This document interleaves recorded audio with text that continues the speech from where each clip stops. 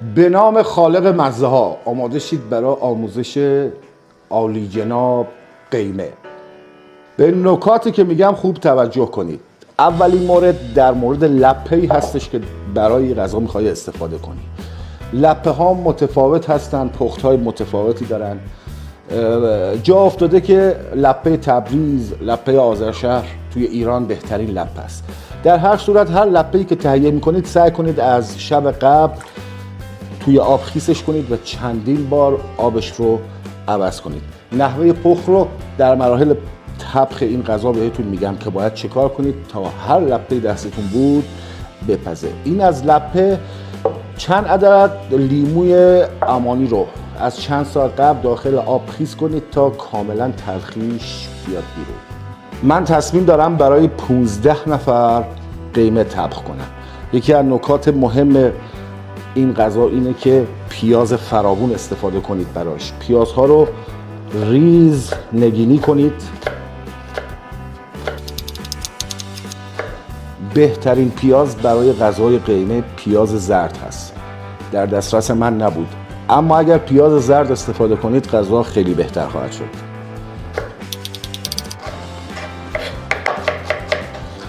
پیازها رو کامل نگینی کردیم. من برای 15 پرس تقریبا 4 تا پیاز درشت رو نگینی ریز کردم.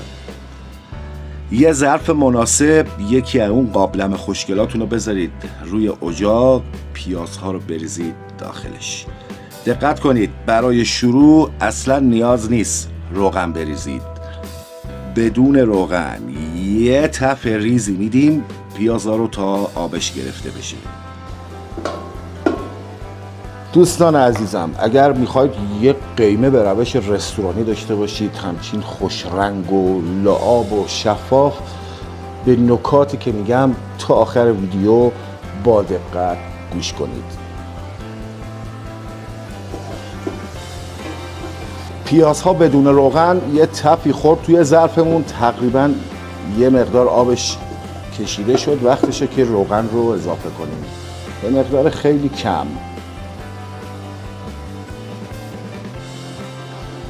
درجه پخت پیاز برای غذای قیمه باید طلایی بشه، نه اینکه خامی در بیاد. این پیازمون باید طلایی رنگ بشه. برای خورش قیمه بهتره از گوشت گوسفندی استفاده کنید. میتونید از گوشت گوساله هم استفاده کنید، ولی با گوشت گوسفند یه چیز دیگه است. به مقادیری که میگم توجه کنید.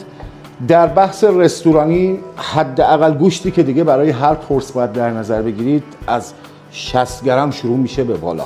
برای هر نفر تقریبا 100-120 گرم گوشت میذارم. شروع کنید گوشت رو خورد کردن.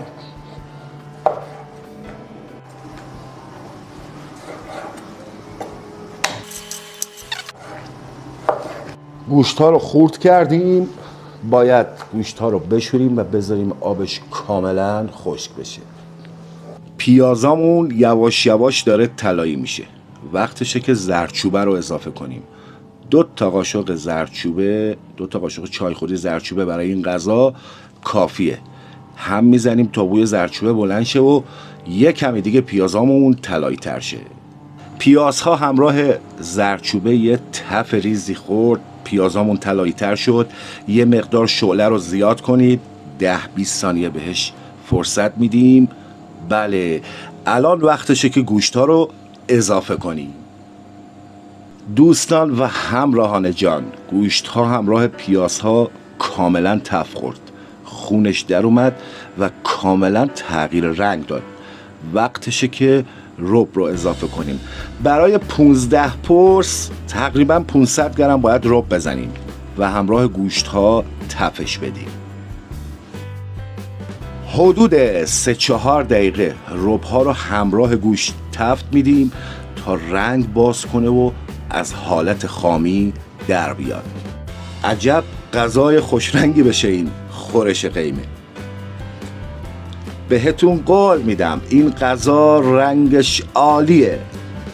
رب‌ها خوب تف خورد، وقتشه که آب رو اضافه کنیم.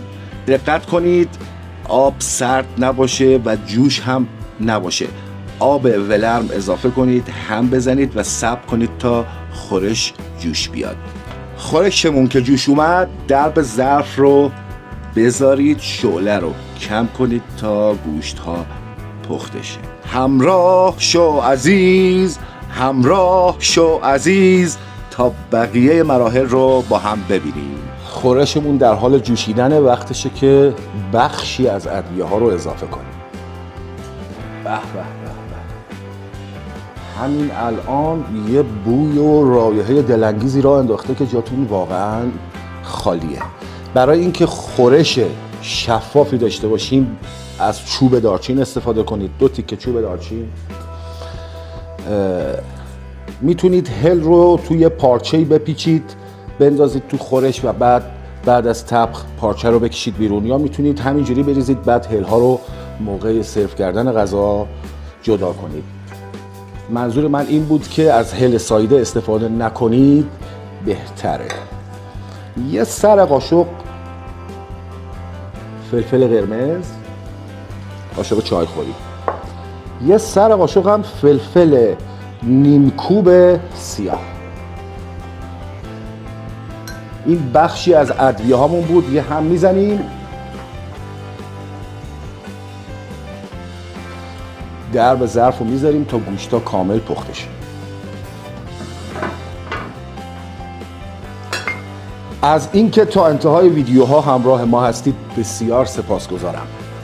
به نکاتی که در رابطه با این خورش قیمه خدمتتون عرض میکنم کاملا توجه کنید. یه خورش کاملا رستورانی و خورشی که بخواد جلوی مشتری بذاری و سینت رو بگیری جلو. و اما آقا چی ترسیدین؟ و اما لپه.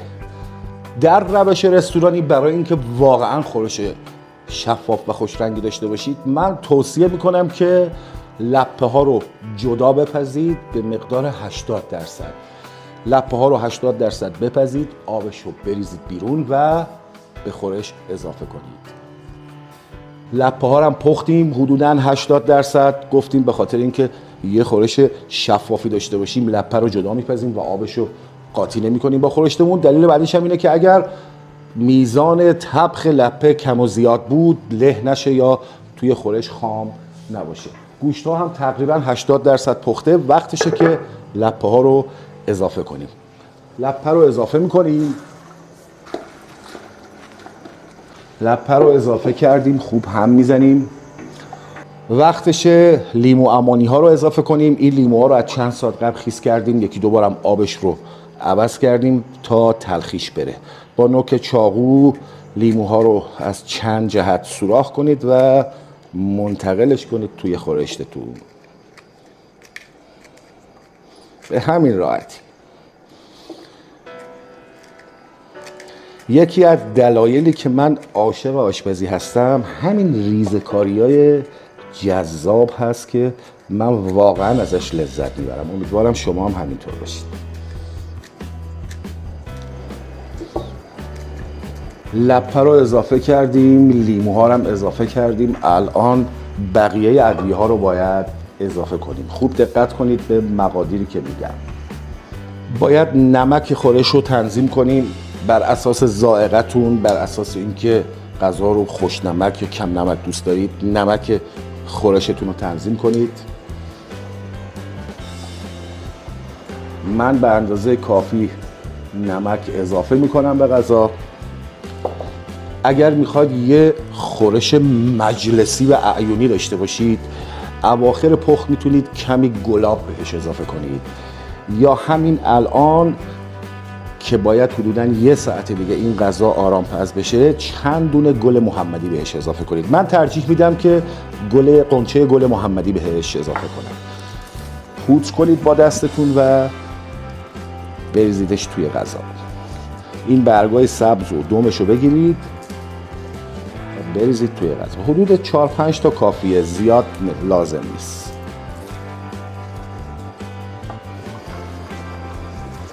به به، عجب بوی را افتاده، جای همتون خالیه.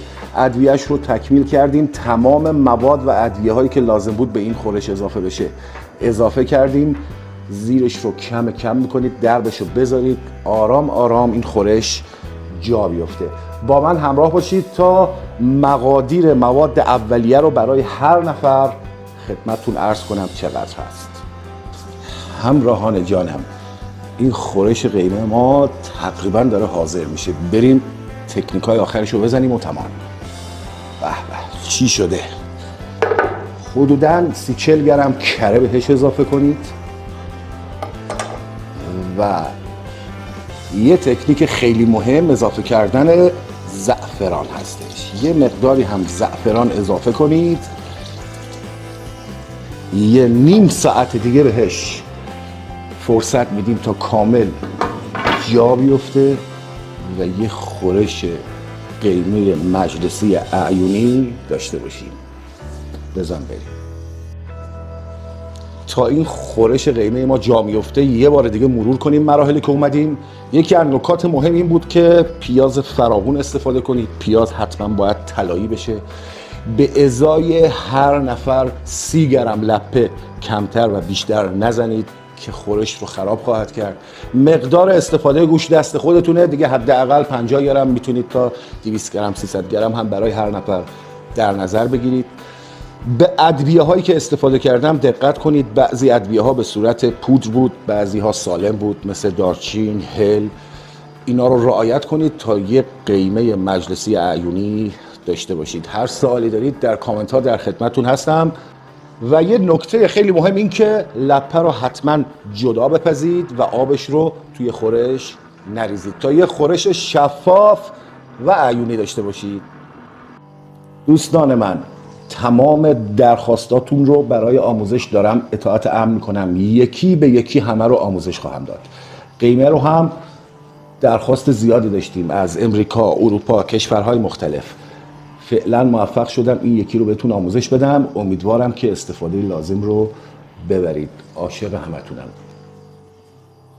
به به جای همتون خالی. اینم یه قیمه مجلسی با عشق با خلال سیب زمینی تقدیم به شما دوستان عزیز. قیمه در ایران، در اقصا نقاط ایران به روش‌های مختلفی طبخ میشه.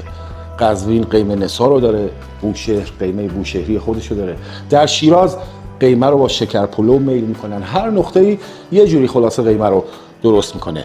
همه هم شاه غذا هاست. این قیمه تقدیم به شما دوستان با عشق، تقدیم به شما رفقای جان.